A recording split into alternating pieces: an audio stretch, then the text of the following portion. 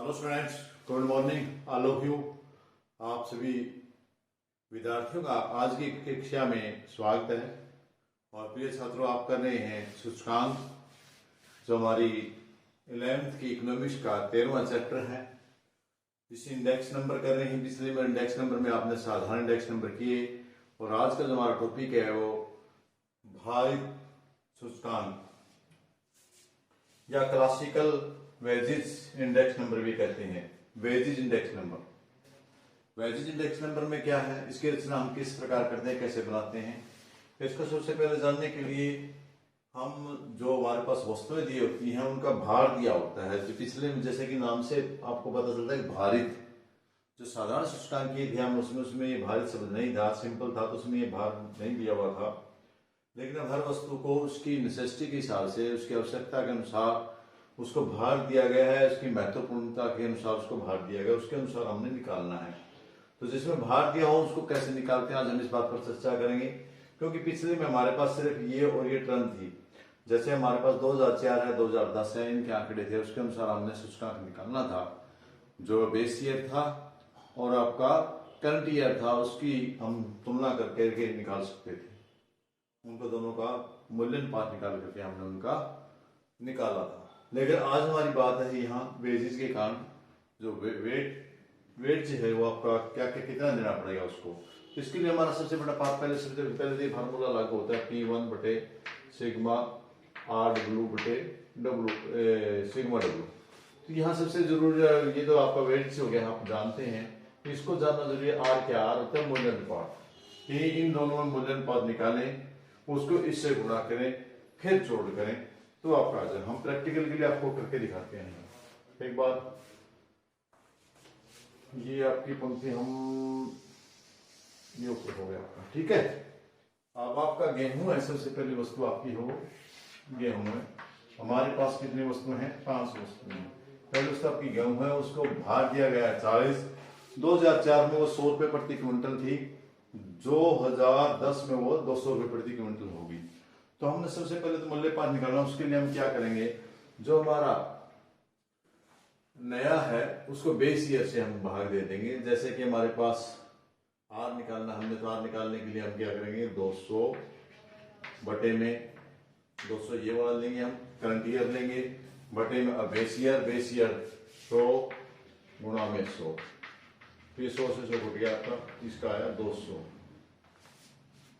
थोड़ी सी इसको लाइन को बड़ी कर लेते हैं ताकि हमारा सुविधा रहे। ये 200 आ गया इसका, ठीक है। इसके बाद हम सेकंड लेते हैं, चावल है, वो जो उसके भार है वो 30 है। अभी हम भार का नहीं बात करेंगे, पहले हम मूल्यांपात निकालेंगे। मूल्यांपात निकालेंगे 200 है और ये 800, तो 800 बटे 200 तो कितना घटे, गुणा में 100, तो कितना आपका ये कट गया 4 पे 400 आ गया इसका, ठीक है स्टूडेंट्स। इसके बाद आप चलेंगे, ये है 2 रुपए किलो, या 16 रुपए लीटर हो गया। 2 रुपए लीटर से 16 हो गया, तो 2 बटे 16 बटे 2 गुणा में 100, तो 8 में 16, ये आपका 800 आया इसका मूल्यांपात। इसके बाद आपका ये 8 था, ये 40 है, तो 40 बटे 8 गुणा में 100, 8 5 40, ये आपका 500 आया। इसके बाद ये आपका 1 था और हो गया 6 बटे 1 गुणा में 100, ये आपका 600 आया। देखिए छात्र, ये मूल्यांपात हमने साधारण सूचकांक में भी निकाला था, कोई नई बात नहीं है। यहाँ तक हमने मूल्यांपात को साधारण सूचकांक में भी निकाला था, वहां हमने इसको जोड़ दिया था, इसको जोड़ के हमने नंबर से भाग दिया था। लेकिन ये हमने नंबर से भाग नहीं देना, उससे पहले हम इसको गुणा करनी है। जो हमारा आया है ये कितना हमारा 200 है, इसको 40 से गुणा करो, 200 गुणा 40, 4 दूनी 8, ये आपका 8000 हो गया, ठीक है। दूसरा आपका कितना है, 400 आया, 400 गुणा में कितना आपका 30 करेंगे, तो कितना आया आपका 4 12,000 आ गया आपका। स्टूडेंट ध्यान से समझना, कोई ज्यादा कठिन नहीं है, बड़ा सरल है यदि आप आसानी से इसको देख पाते हैं, कर पाते हैं। और तीसरे टर्म हमारे क्या, हमारे पास कितने हैं, 800 हैं। 800 को हम कैसे गुणा करेंगे, यहाँ देखिए हमारे पास 15 है, 15 से करें, 15 18 120, ये भी 12,000 आ गया हमारा।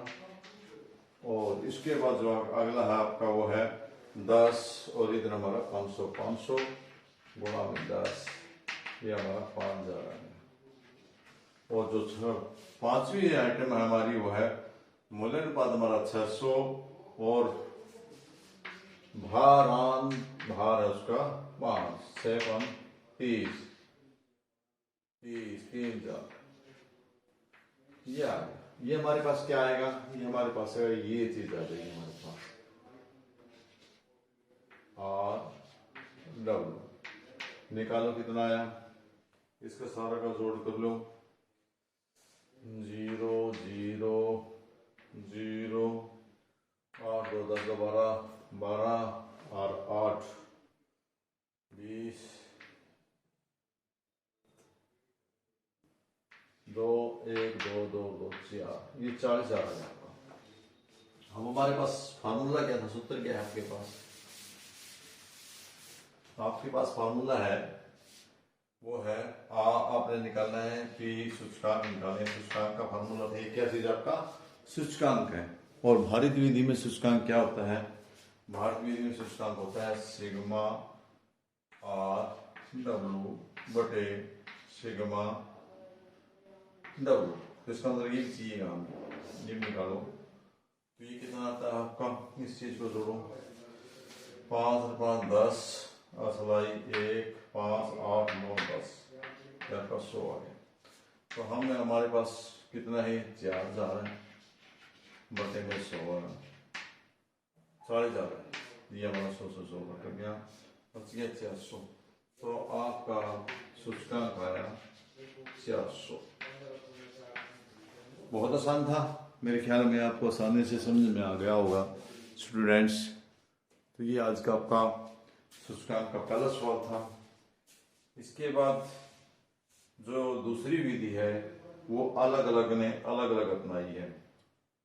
ये पहले तो आपको ये सही ढंग से याद हो गया होगा। तो ये सूचकांक का सवाल आपने ढंग से करना है, क्योंकि ये परीक्षा की दृष्टि से इम्पोर्टेंट भी है। इसके बाद जो अगला आपका भारित समूहकरण विधि कौन सी है, उसके बारे में हम जिक्र करते हैं।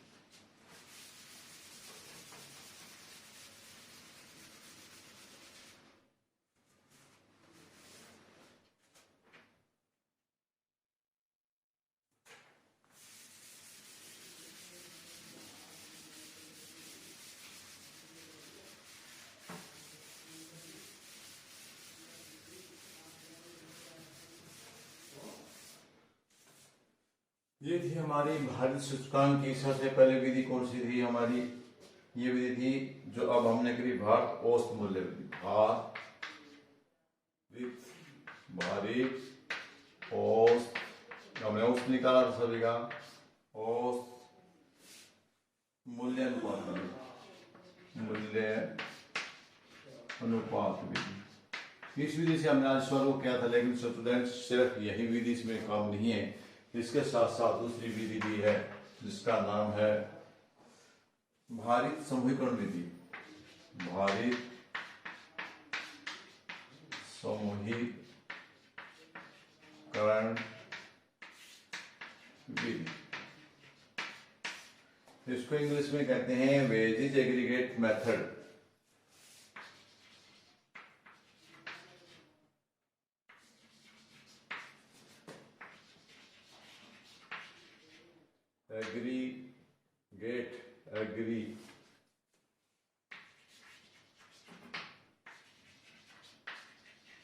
एग्रीगेट मेथड भी बोल देते हैं इसको, इंग्लिश में वेजेस वेट्स का एग्रीगेट मेथड विधि बोलते हैं। इस विधि में वस्तुओं को उनकी खरीदी गई मात्राओं के आधार पर भार दिया जाता है। विभिन्न विद्वानों ने इस संबंध में मतभेद पाया जाता है। भार चालू वर्ष की मात्रा के अलावा विभिन्न दोनों मात्राओं में दिया जाता है। इसमें ये जो आपका अलग अलग अर्थशास्त्र ने अलग अलग अपने हिसाब से वर्णन किया है। तो सबसे पहले इसमें जो है वो है लाभ। जो पहले अर्थशास्त्री हैं जिनका पहला सूत्र दिया, जो जिन्होंने सूत्र दिया अपना अपना विधियां दी हैं, वो है लास्पियर की पहली विधि, लास्पियर मेथड, लास्पियर विधि या लास्पियर मेथड एक ही बात है। इंग्लिश वाले मेथड देखेंगे, हिंदी वाला दूसरा। इन्होंने सूत्र क्या दिया लास्पियर ने, हमें साथ साथ में सूत्र भी करते रहते हैं, इनका देख लेंगे ताकि हमें कोई दिक्कत ना आए। तो लास्पियर का सूत्र है वो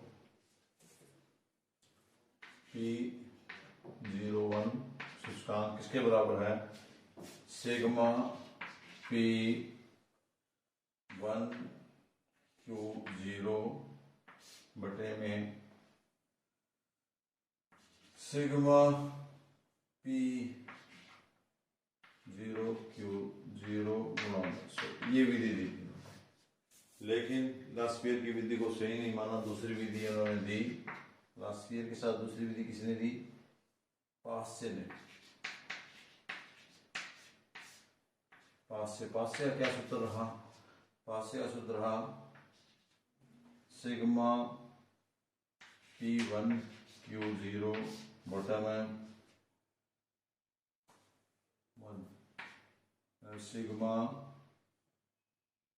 P0 P के और इसके ये इसका उल्टा, यहाँ 0 थी, यहाँ भी एक, यहाँ 0 है, यहाँ 0 है। पहले में 0 Q1 या Q1 आ गया, Q0 था। तो ये आपने देखना है, इसमें तो तीन के आया 1 या 3 के 0 आई है, इन चीज को देखना, गुणा में 100। और तीसरे जो अर्थशास्त्री थे वो आपके थे फीसर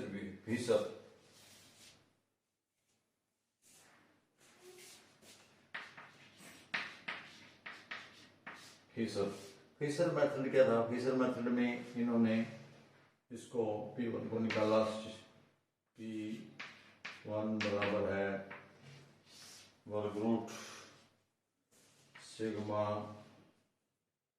P1 Q0 बटे में सिग्मा P0 Q0 गुणा में सिग्मा P1 Q1 और सिग्मा P0 Q1 गुणा में 100। फीसर ने इस सूत्र को अपनाया। ये तीनों सूत्र थे, इन तीनों सूत्रों की विधियों से समूहीकरण विधि का प्रयोग किया गया। ये थोड़ी सी आपके लिए लंबा है सवाल है, तो इसलिए हम कल की वीडियो में इसका अध्ययन करेंगे, वरना ये आपका जो वीडियो आज का लेसन है वो आपका काफी लंबा चला जाएगा। तो कल हम फिर तीनों विधियों पर बात करेंगे, लास्पियर पे, पास्चे पे और फीसर पे। तो ये आपने सूत्र याद करके आने हैं ताकि कल के न्यूमेरिकल क्वेश्चन में आपको किसी प्रकार की कोई दिक्कत ना आए। तो यहाँ एक बार फिर आपको रिपीट करा देता हूँ कि बच्चों, जो सूचकांक है वो दो तरीके से निकाला जाता है, साधारण और एक साधारण मेथड होता है और दूसरा मेथड होता है भारित, जिसमें हम आज बात कर रहे हैं। जो सरल साधारण मेथड की बात हमने कल की वीडियो में आपको दो प्रकार से, एग्रीगेट के हिसाब से और औसत मूल्य विधि के हिसाब से, दोनों तरीकों से निकालना सिखा दिया था साधारण विधि का। और भारित की बात कर रहे हैं, लेकिन ये थोड़ा लंबा होने के कारण हम इसके एक ही विधि का जिक्र कर सके, समूहीकरण विधि। तो दूसरी विधि और औसत मूल्य अनुपात हमने पहले कर लिया था, समूहीकरण विधि। आज हम आपको सूत्र बता रहे हैं ताकि हम इसका कल न्यूमेरिकल क्वेश्चन करा सके। तो आपसे बच्चों को ये सूत्र याद करके आने कि लास्पियर का क्या है, पास्चे कौन सा, फीसर का कौन सा। इन सी बातों से आप सबका बहुत बहुत धन्यवाद।